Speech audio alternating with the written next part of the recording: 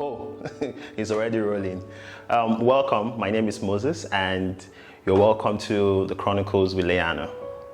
This is our week 2, and like the first week went, I was pretty impressed. And I would like to say thank you to all those who took their time to go watch the video and also subscribe to the YouTube channel. This one, as I promised on my WhatsApp status the other day, I'll be talking about the Stay Home With Me challenge that I posted on my WhatsApp status on the 10th of April, and also be telling us how I went into poetry or why I went into poetry. So first off, I would like to start with the one that's a lot easier, which is the story part, right? How did I go into poetry and why did I go into poetry?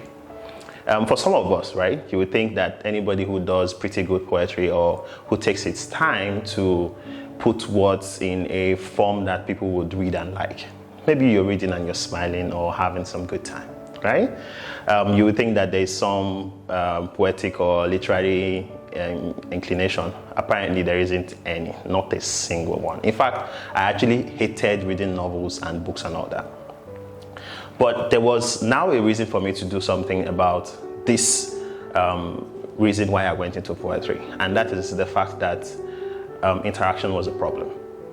So one of the key reasons why I picked up poetry was interaction. If you did grow up from the house that I grew up from, you were banned from going out.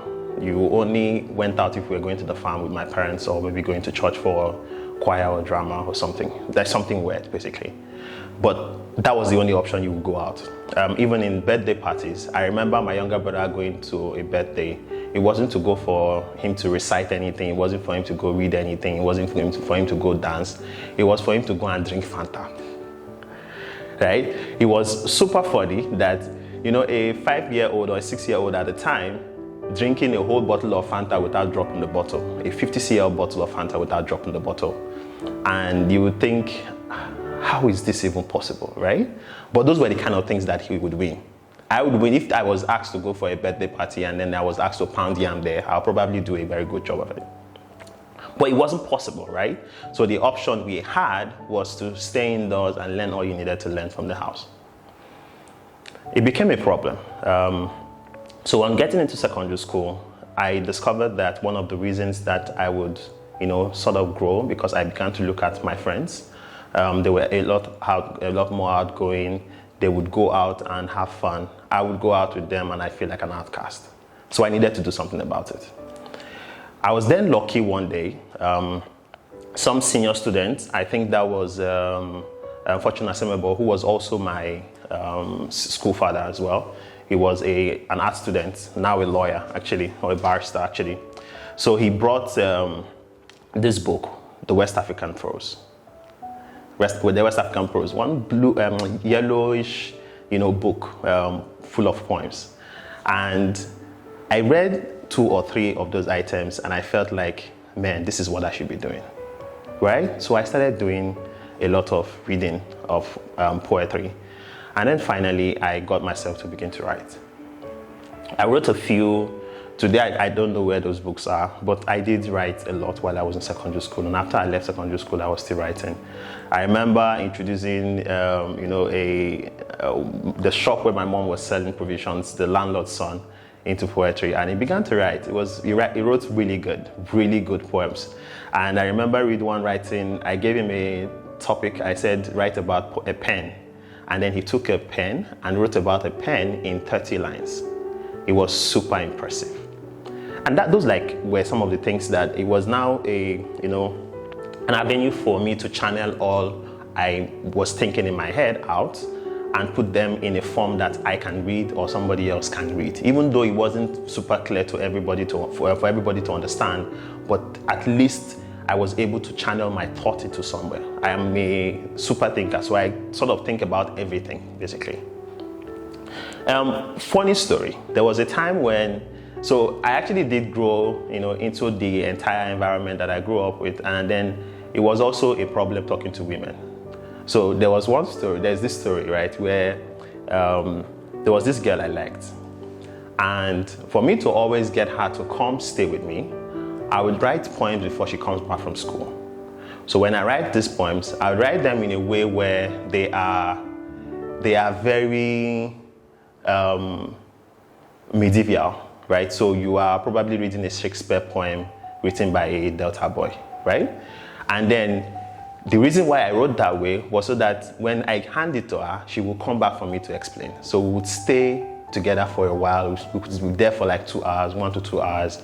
And that was the reason why I was writing poems for her to read. So she would always read them and come back and say, oh, Moses, I didn't understand. By the way, she used to call me Azu. So Azu, I didn't understand this part of it. What were you saying here? And then Anna explained. Some of them were romantic. Some of them were just me writing about multiple things that I was thinking of then, right? Then secondly, I was a super shy person. So if you had put me in front of the camera when I was 14, 15, I would run away, yeah? So there was a need for me to actually like face that part of my fear. So I had to intentionally go in front of the camera. And then I chose poetry. I started with poetry and then I went into drama. Drama did, make me do a lot of things. In the Interact Club, there was drama. In church, there was drama. And it was fun. I think one of the best decisions that I made in my life was doing poetry and then doing drama. Apart from the fact that, being able to open my mind into learning multiple things was a good idea, but the one of me actually like doing drama and doing poetry was a great deal, right? I think that's like pretty much the real reason why I went into poetry. And if you'd like to see some of my poems that I've written in the past, I could share some of them with you. That's if you're interested. I would also, for the reason of this video, also share the poems from the challenge that I posted on April 10th, where I said people should write about an opening line, stay home with me, and then a closing line, stay home and help save lives with me.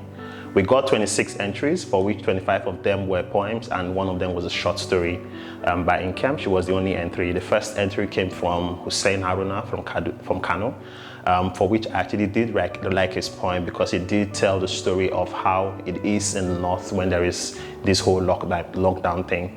And then there was a pretty much very good story by some doctor. I think that was Ojo Tiri. And then also Olani is the CCO at OPE. He wrote a very good poem as well. It was a funny one. And then mine was a good one as well. I think that the fun in the entire poem sort of gave this impression of, it can be serious and it can be funny at the same time. There are giveaways, there are takeaways. There can be fun scenarios in the whole lockdown thing, basically, and then we can actually like try to be a lot more reasonable with everybody. After this video, I will be sharing the link to the poems and then the link for us to vote for our best poem. The winner of this entry will get 10,000 Naira cash and also 10,000 Naira to donate to their best charity project. So it can be the food project by Justin, or another one by the guy who owns Verify, or Babangona. Also, you can actually like put that money into any one of them. We just have to make sure that we supervise you paying that money into that channel because we want to make sure that it goes through that channel. I'll be speaking to my imaginary financial manager who would be the person who will do this transfer. But by the way, you'll probably see my name on the transfer details. Yeah, that's fine. I could actually like go the route of trying to use my company, no more, to do the transfer, but don't worry, I'll use my name and it will be my imaginary financial manager that will do the transfer. I hope you do enjoy this episode of the Chronicles with Leano. And like I said also on that WhatsApp status, I will be reading like a short snippet of some of the poems that I do really like, and just so you could have a view of what it looks like. I'll read the last 3 stanzas from Hussein Haruna's poem. He titled it Lives Living in Homes. It goes this way.